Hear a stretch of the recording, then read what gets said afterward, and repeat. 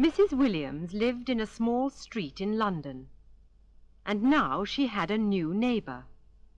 Her name was Mrs. Briggs, and she talked a lot about her expensive furniture, her beautiful carpets, and her new kitchen.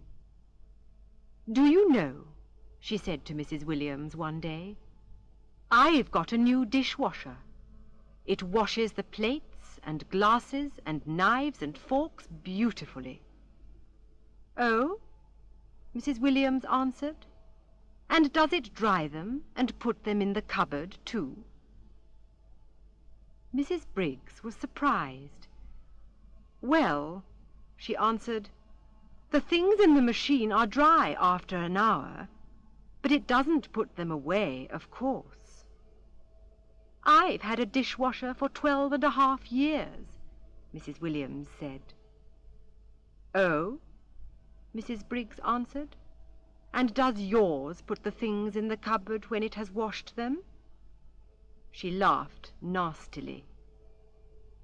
"Yes, he does," Mrs. Williams answered.